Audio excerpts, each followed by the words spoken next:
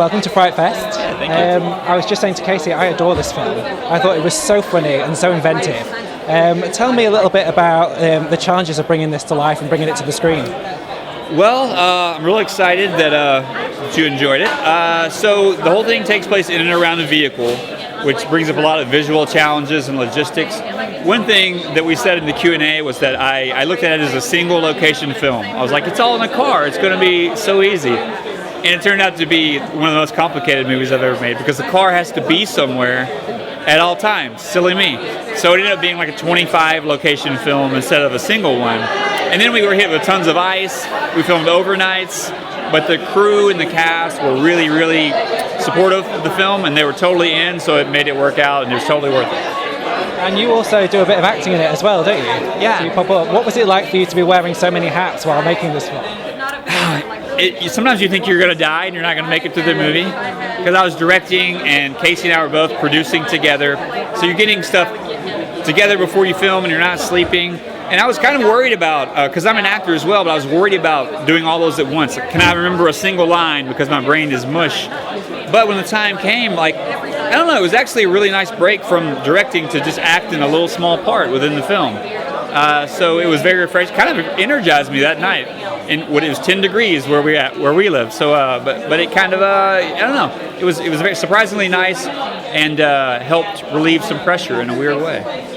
For me, it was the chemistry between the main characters. They had such an easy chemistry right from the get-go, from that awkward first meeting right through to the end. Yeah. What did you do as a director to foster that chemistry, to make sure that it shined on screen? Well, I knew Casey and Richard fit the characters extremely well. And I knew they had gotten along very well, on friendly terms prior. And seeing them together for the first time, they were just so on point to begin with.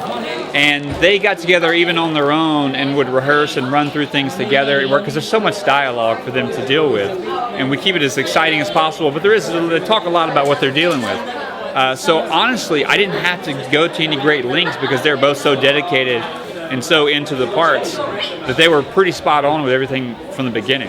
So I got lucky. And what would you say for you was the biggest challenge when you were making it?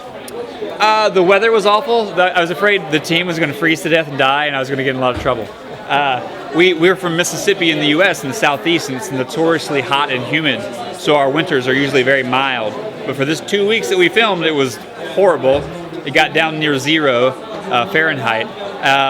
So we had to deal with icy streets, and everyone was wearing so many layers and propane tanks and hand warmers, and we had craft services, and our drinks all froze the first night.